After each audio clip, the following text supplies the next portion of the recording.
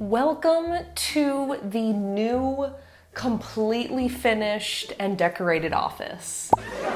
Just kidding. There are boxes all around me. I haven't even begun painting, but we are in the house. We are in the new house. This is the new space. I'm so thrilled to be here. I love this window. Isn't this window fantastic? Like, look at this. The light that's gonna come in.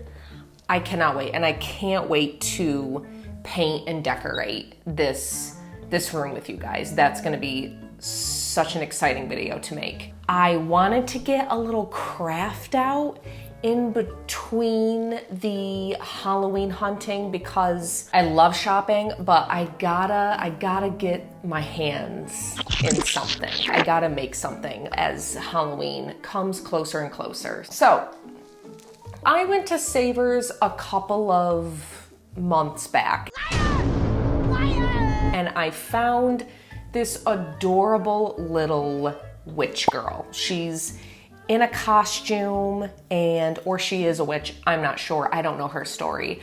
But I started looking at her and I noticed a couple of things. I noticed that there's a giant piece missing from the grass.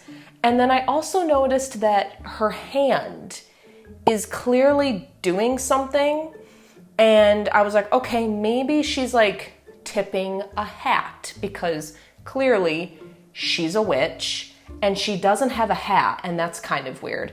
So maybe that's what her hand is supposedly doing. And then, while I still had my Sherlock Holmes hat, and does he have a pipe? Yeah, he has a pipe. I looked at the bottom and saw that it said Bethany Lowe Designs. If you don't know who Bethany Lowe is, look up her work right now. It's incredible. It's like my exact style. It's like everything. It's so magical and whimsical, but like vintage and primitive too. It's like, it has like this handmade look to it. Everything is like paper mache, and it's just, I love it. I love everything about her style. Instead of just freeballing it, I needed to restore her to the image that Bethany Lowe had in mind for her. So we looked her up. My husband and I took some photos of her, used Google Images,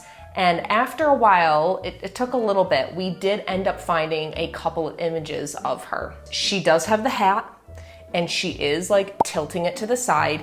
And then at the bottom is a cat. Her witch hat has a moon and a star on it, topped with a little like straw type pom-pom. And then her cat has a little charm. It has like a little star charm, I believe, on its collar. That's what we're gonna be doing today. We're gonna be restoring this adorable girly to her original state. And it's gonna be really simple, really quick. And the first thing that we should do is give her a bath because Savers. I don't know how much of this is actual just paint to make her look dirty and handmade and old, or if it's actual dirt.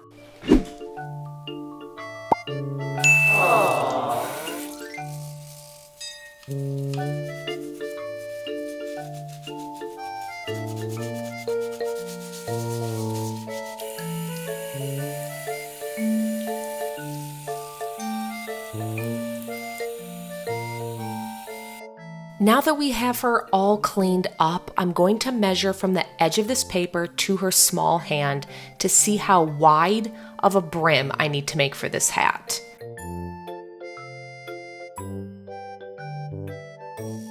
After I sketch it, cut it out, and make some minor adjustments, I move on to making the crest of the hat, which is the top of the hat if you didn't know.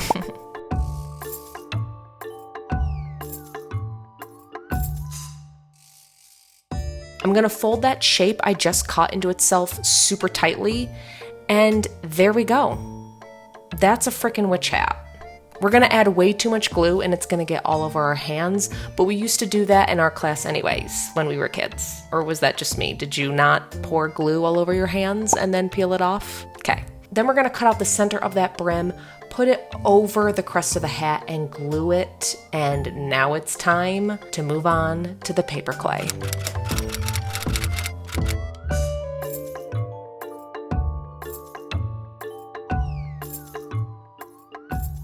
I wanted to put paper clay over top to thicken it up, and I felt like it would best match the overall look of the sculpture. I didn't do this in any organized way whatsoever, as you can probably see. I just pressed the clay as thin as I could on top of the hat and then smoothed it all out with water and some of my tools.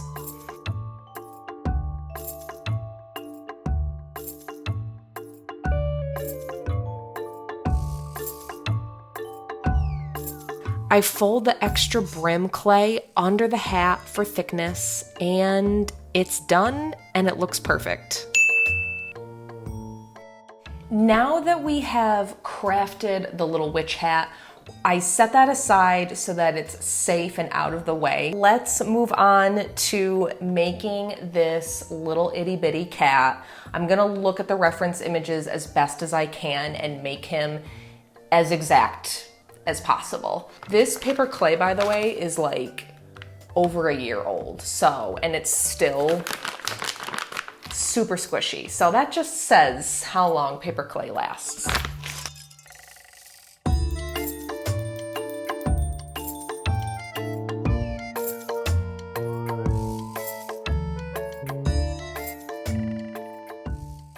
Okay, you guys, I was a little nervous about the cat portion of this project because he is so dang small, and I just had a feeling I was gonna have trouble with his proportions, but I got over that and I realized it's fine if his proportions are not exact. As long as he fits under there and he looks cute, that's all that matters. And I will admit, his proportions are a little bit more cartoony, as you will see, but I think he's very fun and he's got a really cute face, all right? So I'm fine with it.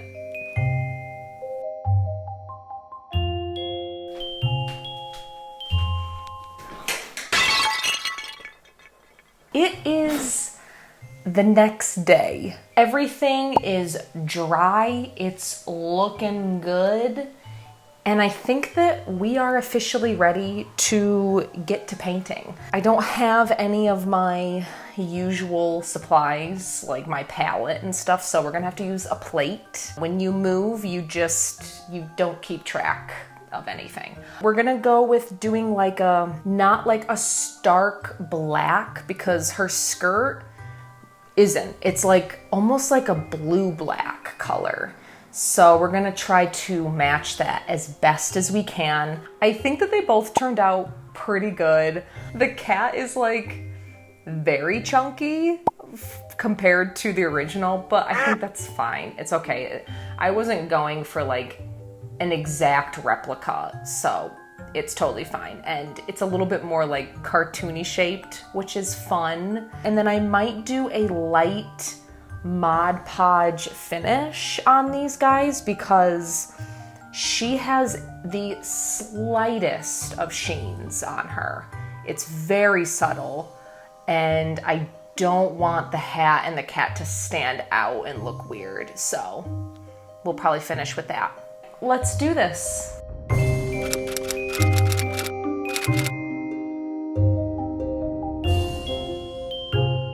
To get that perfect blue-black color, I mixed black, white, blue, and even a little gray at the end.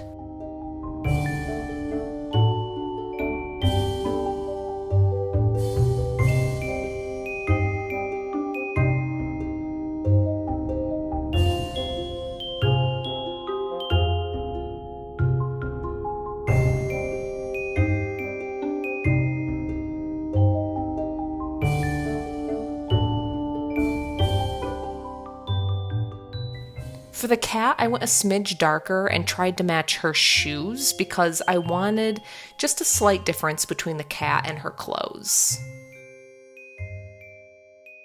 Once it was all dry, it was time for those stars, which I thought These were such a cute touch to the hat and really brought the whole outfit together. I first placed it in her hand to see what section fit the best on her head, and then I painted a rough outline of where the moon and stars would be.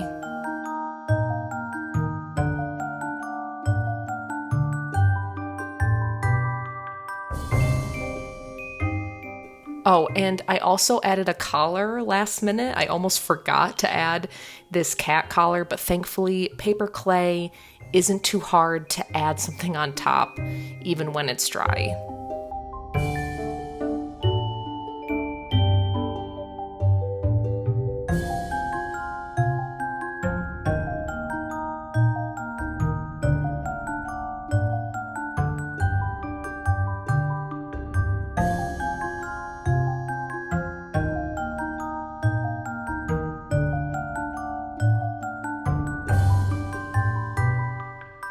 Okay, yes, he kind of looks like a little panther rather than a house cat, but he's so stinking cute.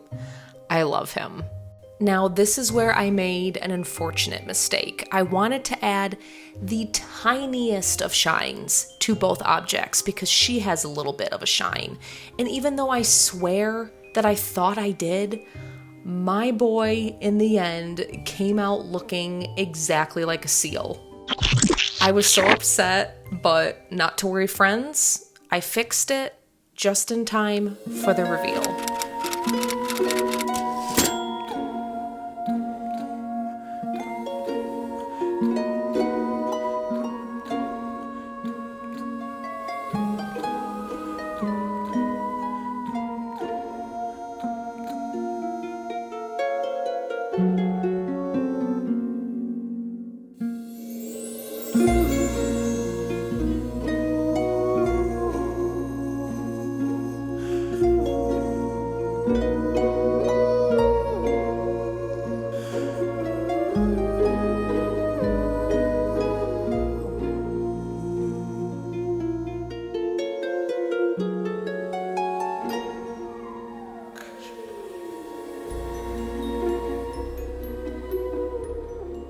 I hope you guys enjoyed this small, quick little spooky restoration. I have had this girl in my basement for over a year now. I bought her last year. She's been in the back of my mind. Like, one day I'm going to fix her up and like actually display her, because I've wanted to for a while. And I thought now was the perfect time because I don't have all my supplies. I don't know where a lot of my stuff is. And I haven't had a good space to do like a big project. So she really came in clutch during this time, and I fixed the cat. He no longer looks like a seal. All I did was just paint over. I just painted over him again. I don't know why it turned out like that. I don't know why. I'm telling you, I added the tiniest of the gloss. Like, I dipped like my tiny ass brush in that gloss and like watered it down and spread it around, and he was so shiny. I don't know what happened with that, because I did the same thing with the hat, and the hat looks great. The hat is not like wet looking, so I don't know, maybe I dipped way more than I thought. I can't wait to display her. I had so much fun. This really put me in the spooky spirit. I can't wait to get started and get settled in my office and just go crazy with these next couple projects. Stay tuned for those, and I hope you are having just a lovely spooky season, that you're enjoying shopping. Right now, like, all of the stores should be having Halloween, unless you're Target and Walmart in the Northeast, in which case you don't have Halloween until like mid-September, which is just, I'm not sure if it'll be shopping or crafting next, but stay tuned for the next spooky adventure. Hit that like button and feel free to leave a comment on what is your favorite Halloween style. I described mine, which is like vintage, primitive looking, like handmade, or even like what decade, because Halloween it changes so much, the different styles throughout the decades. So let me know in the comments what your favorite era, style, designer of Halloween is, and we can gab about it in the comments. And maybe there's something I've never heard of that I would love to find out about. You never know. But I love you all, my cute and creepy friends, and I will see you in my next video.